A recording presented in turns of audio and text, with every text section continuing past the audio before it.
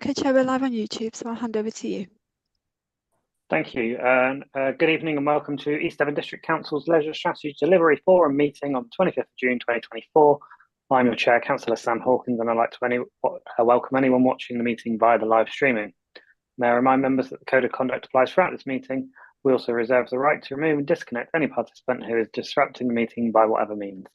Please turn any telephone devices off or to silent. In the event of a break in the internet connection, please bear with us as we try to reconnect. After 15 minutes, if we are not able to reconnect, we will consider the meeting adjourned and reconvene at a later date. If you wish to comment, please raise your electronic hand and wait to be called. We will now start the meeting by doing a roll call of forum members here present. Thank you. Councillor Hawkins, please. Present. Councillor Bonetta. Councillor Hookway. Present, thank you. Thank you. Councillor Hayward. Councillor Smith. Councillor Toy. Present. Thank you. Councillor Wibley. Okay, and I'll pass back to you, Chair. Thank you. Thank you. As I understand it, this currently means the forum's not quorum, but on the basis the items tonight are for noting, namely, and it's more of a, I guess, a Q&A session, is probably, for want of a better phrase.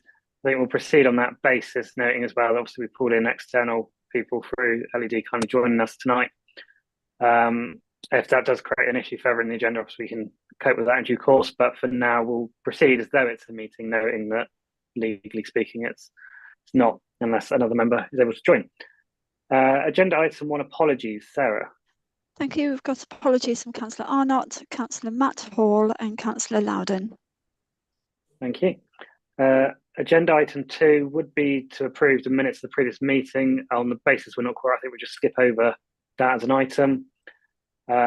Agenda item 3, I think it's still probably appropriate to do declarations of interest. So if anybody does have a declaration, please can you raise your electronic hand? I see no hands raised, so we'll take that as no declarations, but similarly, if obviously anything crops up during the meeting, feel free to raise this. Agenda items 4, 5 and 6. To truncate them together, there are no items under any of those, so we'll move forward then to agenda item 7, which is the LED Facilities Activity Report, May to June 24. I'm going to hand over to Matt, but before I do, I just nearly forgot, we were going to do a quick introduction from Ollie, who is the new CEO for LED, so I'll just hand over to you quickly, Ollie. Thank you, Chair. Much appreciated, and good evening to councillors, officers, and those that have joined us online. A real privilege. I'm very pleased to be with you this evening. My first initiation at this forum, so glad to be here. You'll hear more from my colleague Matt, who at this point probably has a lot more to say than I do, but just really nice to be here and let you know that I'm in my 20th day at LED, and I've been working quite closely with Sam and other councillors. I met Nick and Paul Arnott and various others of you, and been working reasonably closely with some of the officers in the council, which has been a really good sort of introduction to the district, but also the relationship and how we're working together, and see how we work together in the future. I come from a hospitality background, so leisure is slightly sort of burgeoning new ground for me, which is very exciting, and there are lots of sort of transferable aspects of those two sectors, I suppose, and the principles behind them are very similar in terms of offering a service to whether it's members or customers, and I'm really looking forward to working with all of you in future to make sure that the provision from LED sort of maintains the level of sort of expertise and excellence, I would like to say, and continue to build that in the future. So really pleased to meet you all. I won't say any more than that, but I look forward to seeing you all in the not too distant future after this call. Thank you, and welcome. Over to Matt then for agenda item 7. Thanks, Chair. Good evening, everyone. I won't go through and read kind of everything because I'm sure you've all had a chance to have a read through, but just to try and pick out a few kind of highlights, I suppose, from the facilities and activities update. So a pretty positive couple of months from a membership point of view. We saw a net gain over the 2 months of plus 58, which is always positive, particularly when we're starting to get to the more challenging months of the year, kind of post the January rush. Gym visits again, really busy, still doing really, really well. And I think a key thing to point out was just the engagement we've had with a lot of our kind of health related sessions. So whether that's our health referrals or some of our specialist schemes. So, just shy of 1,500 visits into those sessions over the 2 months. Really busy sessions again in the swimming pool. So nearly 23,000 visits in May. And the swim school as well has now reached 2,765 participants, which is the highest LED I've ever had. So some really positive things going on there. And once again, 24 different schools visiting the swimming pools during those periods for their school swimming lessons.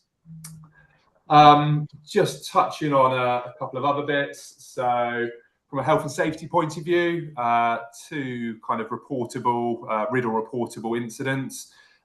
Neither, hugely kind of, I suppose, concerning. There was one at Collerton, which was a knee dislocation by someone playing badminton as part of a club session. And then there was at Honiton Leisure Centre, we had a customer who, I think they were rather embarrassed, but they bent down in the shower to pick something up, and as they came back up, banged their head on the actual shower push button, and required their head to be glued. So both of those are RIDDLE reportable because they required a hospital visit. Going through some of the community projects, like I said, I'm not going to read through them all because there are so many that we're involved with at the moment, but I think a real key one has been that the outreach team have been awarded funding through Public Health Devon to deliver a 6-month pilot project with NHS health checks out in the communities, but particularly working with targeting businesses and going out and working with those to kind of target some of those individuals who may be harder to reach. So yeah, really positive couple of months, and welcome any additional questions. I will try my best to answer. Thank you for that. No, it seems like a positive quarter. It's good to see, obviously, the uptake in swim, given the coastal town implications. Councillor Barlow, please. Thank you, Chair. A couple of questions. On your visits, you say about visits. Do you have any idea how many of those are repeat customers? So, and obviously they're not individual customers, they're individual swims, but do you know how many of them think, I'm sorry, but I've got to ask the questions in one go. Also, on your customer engagement, you said you've got an LED of 58, but in the KPI it's only 50, and I wondered which one was right on that, which is the individual question you asked the people. I presume it's would they recommend it to a friend, etc. And yeah, that's it. Yeah, brilliant. So with your first question, the answer is yes, we can find that out. I wouldn't want to even take a guess at providing that to you now, but we can run the report, which isolates them to individual members. The only caveat to that is if someone is a casual user, we don't retain their data. So we record them as a usage, but not as a data recorded usage, if that makes sense. So if we had someone down on holiday who visited the centre maybe 4 times, we wouldn't be able to distinguish each of those 4 visits being attributed to the same individual. And with the variation to the 2 reported NPSs there, looking through the report, which was put together by some of my colleagues in the delivery team, I think they have taken the figure for the overall LED group rather than the East Devon District Council leisure facilities. So that's where the variation is, but it's something that we can assure is, I suppose, replicated on both documents next time.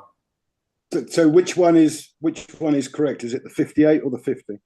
So 58 is for the group for LED, and the 50 is for the sites, the East Devon District Council leisure facilities. Thanks. No worries.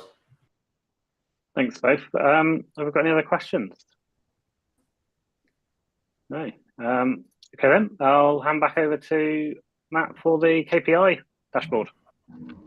Yeah, yet again, I would imagine it will be reasonably short and sweet. I don't know if people have had a chance to obviously look at it again, but just to go through a few queries which may be brought up. So there'll be a notice again based upon the variation between the Club Live stated here and the Club Live on the report. That's based, after asking the question, on the fact that the dashboard is focused on, was linked to our financial system. So the variation, which is a variation of 78 members, are anyone who may have payment issues. So predominantly, when we talk about payment issues, it's people who have a paused membership for something like a short-term medical condition or something like that. So that's where that variation is. But overall, it touches on those usage figures. There's a lot in red there, which you will notice, but predominantly that's just because of that variation as we're going into these months that typically we are slightly quieter.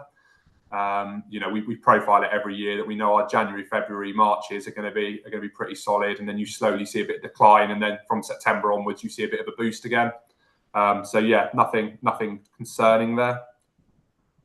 And once again, welcome kind of any questions. Thanks. I think you've kind of answered my question about the attendance is going down. I assume that was in part because of this time of year. And presumably that's in line with what you would expect that decrease to be if you were to map it year on year. We've got 3 bits in the NPS bit. There's like a breakdown of 4 sites. We've got 3 of them marked as 0. Is that just because you've had no feedback? Yes, correct. Yeah. Which isn't, I know, hugely helpful, but yes, these things, the NPS surveys are sent out, but we can't always guarantee that everyone is going to respond as part of that survey. No, that makes sense. Councillor Barlow. Thank you. I find it, you've given these KPIs, it's great, but it doesn't really mean anything because we've got nothing really to compare it against. So I've looked back on the May 23, and you might want to start doing that, because obviously the way you know you're improving is to look back from last year and say, are we up or down on last year? Because obviously that takes out all of your variances in the January, February, March, whatever, when it's coming out. And if you've done that, you would have had an awful lot of green. You're 8.5% up on your Club Live. You're 14.5% up on your membership money coming in, 6.5% up on the yield. Your swimming is up 9.3%, 16% up on the gym, 8% up on group exercise. These are excellent figures. The only thing that's actually come down is your NPS score. Now, that may well be because you haven't got any figures for any of them, but that's the only thing that I was going to say. It's dropped, not by a lot, but it was 51.5 before, so it's down 3%. So I just think that if you can give us the KPIs, we need something to balance it about. Otherwise, everyone's going to look at it. You're going to say, oh, they're up or down a little bit, but it really doesn't mean a lot unless we've got an annual look, so that we can benchmark it against something, and you can say if you're up or down. Yeah, no, absolutely. And obviously, as a business, that's something that we spend a lot of time doing. But I have obviously inherited the reporting format of this document, and as a group, if you decide that you want to see things slightly differently, then that's up to the chair to kind of communicate that to myself, and we can provide what is required. Obviously, I'm not on this committee and I'm not the chair of it, but I don't see any point in getting stats that mean nothing. And again, for you to know, or for us to know, what's actually happening in the business. I know it's your business, but it's very important that we know if you're improving on an annual basis, which I think you should be shouting about, because they're really good figures. No, I think maybe it's one, Matt and Ollie, maybe we have a chat offline and have a look at how you want, because I'm aware as well, see there's commercially sensitive areas as well, but appreciate you bringing this forward in public. So let's have a chat, work out, I guess, what you want, what you'll feel happy to present publicly, and also what that makes the data useful, if that sounds sensible. Yes, Chair. Sorry, I can't find my hand up button, so I apologise for not putting my hand up. But Councillor Barlow, I think that's a really good challenge.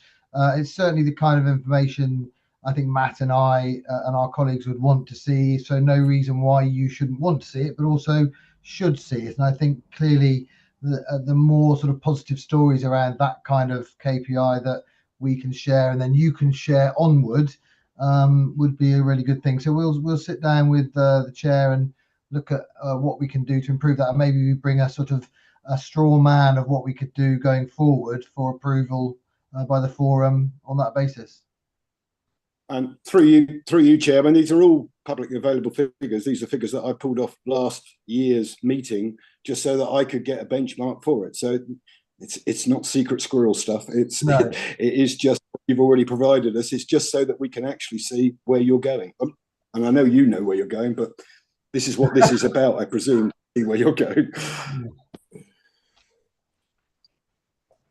Excellent. Does anybody else want to raise any questions? If not, we can all log off and have our tea. On that basis, then I'll bring our meeting to an end and like to thank everybody for taking part. Thank you, Chair. Cheers, thank you.